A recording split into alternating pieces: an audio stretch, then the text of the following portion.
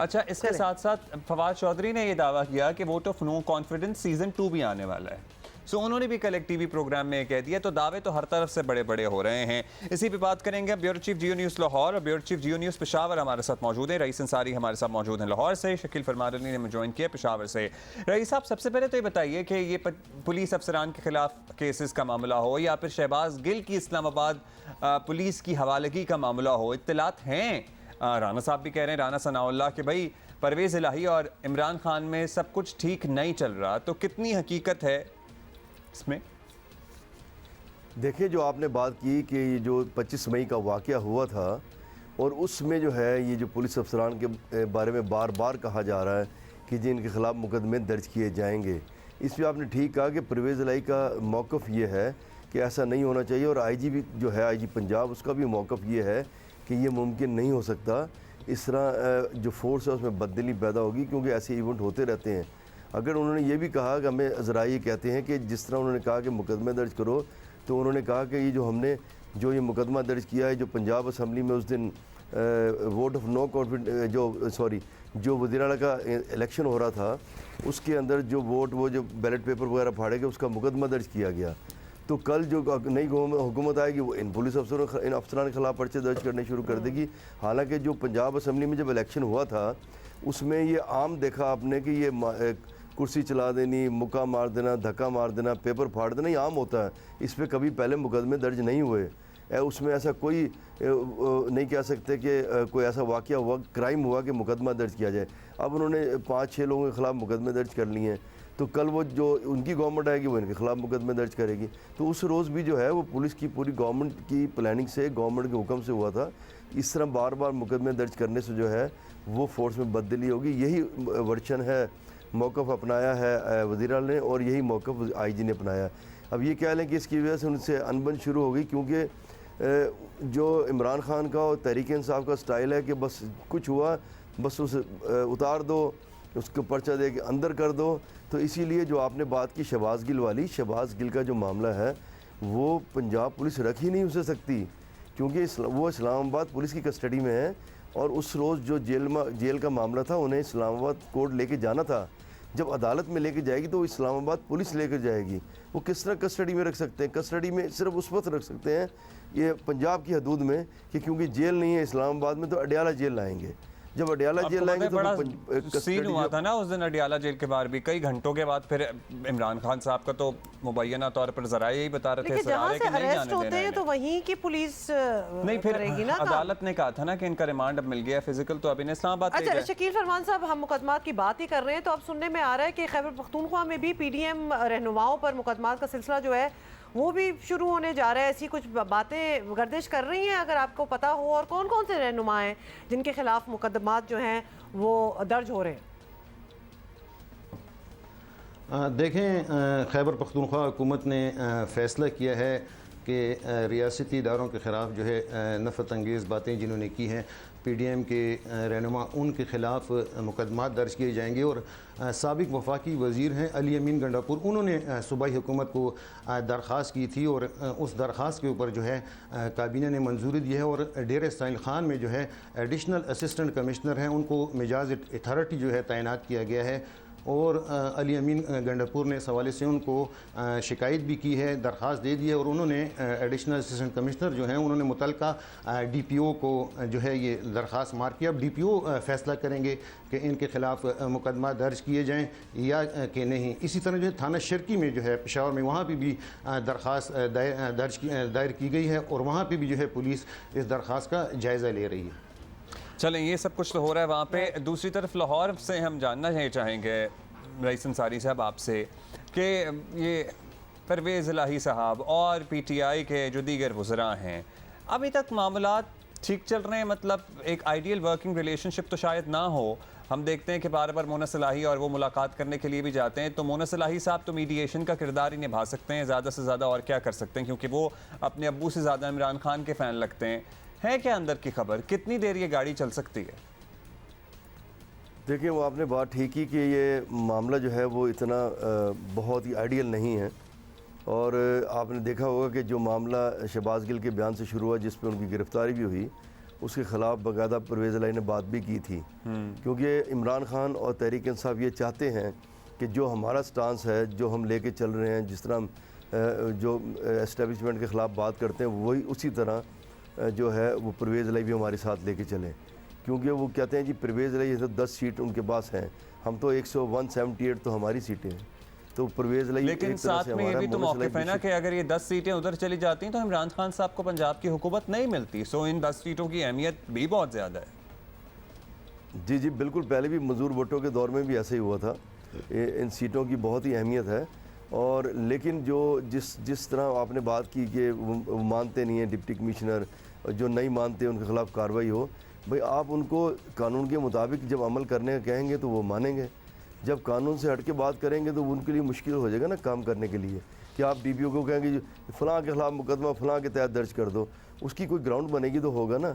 तो इसलिए इनमें मामला जो है, जो परवेज़ इलाही हैं वो बड़े ज़ीरक सियासतदान हैं, वो 5 साल यहाँ पूरा वज़ीर आला स्टाइल रहे, ऑफ 2 बार गवर्नेंस जरा डिफरेंट है ना, स्पीकर स्टाइल रहे। ऑफ गवर्नेंस डिफरेंस है, डिफरेंट जी है जरा। शकील फरमान साहब, आपसे भी पूछना चाहेंगे, अभी हमने एक शॉट भी चलाया था फवाद चौधरी का, जो कि शिकवा कर रहे थे खैबर पख्तूनख्वा हुकूमत से, तो उनका कितना प्रेशर है, ये जो मुकदमात का जिक्र हुआ है जिनको कर रहे हैं, तो कितना प्रेशर वहाँ से आ रहा है कि ये करो? देखें, उनका शिकवा बिल्कुल ठीक है, और उसकी बड़ी वजह यह है कि 25 मई के जो वाक़यात हुए उसके बाद जो है यहाँ पे पाकिस्तान तहरीक इंसाफ ने मुज़ाहरे किए हैं, और उन मुज़ाहरों में जो है MPAs और सूबाई वज़रा जो हैं वो शरीक हुए। 1-2 ही मुज़ाहरे ऐसे थे जिनमें जो है 2 सूबाई वज़रा ने शिरकत की है।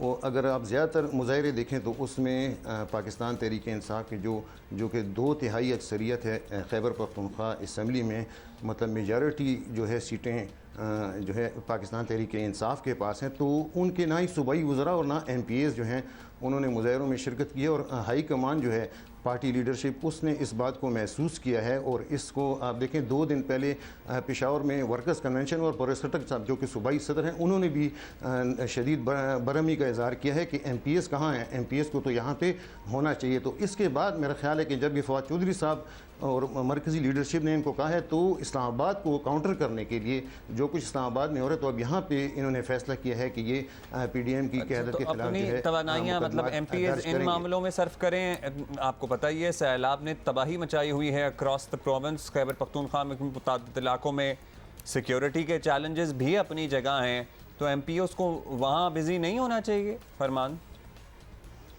बिल्कुल बिल्कुल वहाँ पे बिज़ी होना चाहिए। और आप देखें कि सूबे में जहाँ पे आप कह रहे हैं ना, अमन व अमान की सूरत हाल भी जो है वो मखदूश है। पेशावर देख लें, मर्दान, DI खान, नार्थ वज़ीरिस्तान, यहाँ पे अमन व अमान की सूरत हाल जो है जो कुछ पिछले 1-2 माह हैं उनमें जो है काफ़ी ख़राब हुई है। तो आप बिल्कुल ठीक कह रहे हैं कि MPAs को इस तरफ अपनी तवानाई सर्फ करनी चाहिए। और सैलाब देखें, बड़ी तादाद में सूबे में फसलें जो हैं मुतासिर हुई हैं, लोग जो हैं वो बेघर हुए हैं, कैंप्स में आबाद है। तो आप बिल्कुल ठीक कह रहे हैं, MPAs को इस तरफ जाना चाहिए और वो जाएं अपने इलाकों में और अपने हलकों में जाएं और जो लोग इस वक्त बेघर हैं उनकी खिदमत करें। लेकिन जो है सूबाई हुकूमत जो है और पाकिस्तान तहरीक इंसाफ की जो है लीडरशिप, वो ये चाहती है कि MPAs उस तरफ जाने की बजाय ये इसके ऊपर ज़्यादा तवज्जो दें कि रईस साहब 12 दिन पहले रईस साहब DI खान डिवीज़न का दौरा किया था परवेज़ इलाही साहब ने, उसके बाद किसी ने कुछ पूछा सैलाब ज़दा इलाकों में कि सूरत हाल है क्या, क्योंकि कहते जनूबी तो पंजाब तबाह हो गया। और जब बात करें तो आगे से जवाब यही आता है कि जी बहुत कुछ हो रहा है और इतनी अटेंशन दी जा रही है। क्या दी भी जा रही है? क्योंकि बिल्कुल जनूबी पंजाब की बात करें, इट नीड्स इमीडिएट अटेंशन। देखिए, जहाँ तक परवेज़ इलाही की बात है, हुकूमत की बात है, वो तो लगे हुए हैं। लेकिन जो मैं बात आगे बढ़ाता चलूँ शकील फरमान की, कि उनका ज़ोर इमरान खान का उनका ये ज़ोर होना चाहिए कि अपने MPOs को कहें कि अपने इलाके में जाएं। जिस तरह हुकूमत ने भी अपील की, फ़ंड जनरेट करें, उनका काम करें। लेकिन उनका ज़ोर ये होता है कि हर दूसरे दिन आप सड़क पे आ जाएं और सड़क पे जमा होकर मुज़ाहरे करें, एहतजाज करें। अब जो आपने देखा कि फवाद चौधरी को भी ये कहना चाहिए था, लेकिन वो इस तरफ हैं कि हमारे वज़ीर जो हैं वो खाली वज़ीर बनने के लिए थोड़ी आए हैं। वो आएँ और आकर अपना मुज़ाहरे करें, बाहर निकलें, और उनका सिर्फ यही काम है। लेकिन देखें, मैं और जलसे भी भरे ना, जब ज़ाहिर एक जगह पे जलसा होता है तो इर्द-गिर्द के सारे अज़ला से जलसे करें। भर के लेके मैं आते हैं। आपको छोटी सी बात बताता चलूँ, इन्हें थोड़ी ख्याल करना चाहिए कि जब ये मुज़ाहिरे होते हैं उसमें 2-4 लोग ही नज़र आते हैं एक डॉक्टर यास्मीन राशिद नज़र आएंगी, हमाद अज़हर नज़र आ जाएंगे, कब असलम इकबाल नज़र आ जाएंगे, बाकी तो नज़र भी नहीं आते। तो ये इनका ख्याल ये आ रहा है कि इमरान खान को अरेस्ट किया गया तो पाकिस्तान जो है ना पूरा ब्लॉक कर दिया जाएगा, लेकिन इन्हें तारीख से सबक भी सीखना चाहिए। ऐसा कभी भी नहीं होता। एक हमने वक्त देखा था कि जब लोग कहते थे कि अगर भुट्टो को पकड़ा गया तो सड़कें बंद, पाकिस्तान बंद हो जाएगा, उसको फांसी हुई तो क्या कहते हैं क़यामत बर्पा हो जाएगी। ऐसी चीज़ नहीं है। और अभी अभी अभी देख लें कि इमरान खान के जब इमरान खान निकलते हैं तो कुछ वज़ीर नज़र आते हैं, बाकी तो नज़र भी नहीं आते। बाकी तो मुजाहरे में 4-5 के अलावा मैंने तो आज तक किसी MP MNA को मुजाहरे में भी नहीं देखा। तो इसलिए ये जो करने जा रहे हैं अभी इसको रोकें। अभी इस वक्त मुल्क की जो इकॉनमी की सूरत हाल है बहुत बुरा हाल है, मुल्क के सैलाब की वजह से बहुत बुरा सूरत हाल है। इमरान खान को सबको मिल के इस तरफ तवज्जो देनी चाहिए। लोगों का बुरा हाल है, ये एहतजाज तो होता रहेगा, लेकिन हर रोज़ जो है आप देखें पॉलिटिकल जो है ना, जब तक स्टेबल नहीं होगा इकनॉमिकल स्टेबल मुल्क नहीं हो सकता। जो सियासी है वो अदम इस्तेकाम इतना बढ़ता चला जा रहा है कि उसकी वजह से जो सारा का सारा निज़ाम है वो उल्टा पुल्टा होता चला जा रहा है। अच्छा, ओवरऑल इसलिए शकील ज़रूरत इस फरमान अली, बात की आपसे है। हम सेंस लेना चाहेंगे PTI की ऑलमोस्ट 9 साल हो गए हैं अब खैबर पख्तूनख्वा में हुकूमत को, इनकी पॉपुलैरिटी उसी तरह बरकरार है? मतलब परफॉर्मेंस से मुतमईन हैं लोग ओवरऑल जो चल रहा है सूबे में मामलात? देखें, पाकिस्तान तहरीक इंसाफ की जब मरकज़ में हुकूमत थी तो उससे पहले आप ये अंदाज़ा लगाएं कि सूबे में बल्दियाती इंतखाबात हुए थे और पहला मरला जो था उसमें पाकिस्तान तहरीक इंसाफ ने वो हलके जो हैं और वो अजला चुने जो कि उनके स्ट्रांग होल्ड थे। वहाँ पे पाकिस्तान तहरीक इंसाफ ने जो है उनके मेयरशिप और तहसील चेयरमैन की सीटें हारी और बड़ा सेटबैक हुआ, चूँकि बेरोज़गारी भी थी, महंगाई भी थी और आवाम जो है बिजली और दीगर जो मसाइल थे उसके हाथों परेशान थे, तो उन्होंने अपना वोट जो है अपोजिशन अब तो और ज़्यादा परेशान है लेकिन जी बिल्कुल। जहाँ तक अब परफॉर्मेंस की बात करें तो मैं आपको ये बताऊं कि अब 3.5-4 साल हो गए आप इनका BRT प्रोजेक्ट देख लें। BRT प्रोजेक्ट का इफ्तिताह हुए 2-2.5-3 साल हो गए कि उस प्रोजेक्ट का इफ्तिताह हो गया, तो उसको जो है अब तक मुकम्मल नहीं किया जा सके। और इनका दावा था कि हम इस प्रोजेक्ट के ज़रिए जो है ये ऐसा प्रोजेक्ट होगा जिस पर हम सब्सिडी नहीं देंगे। तो अब तक जो है इस प्रोजेक्ट में देखें तो 3 जो डिपोज़ हैं उनको तामीर नहीं किया जा सका है और उसकी वजह से जो है BRT लास्ट में चल रही है और करोड़ों रुपए की ये सब्सिडी दे रहे हैं। पाकिस्तान तहरीक इंसाफ की हुकूमत शुक्रिया रईस अंसारी साहब। शुक्रिया आपका रईस अंसारी साहब।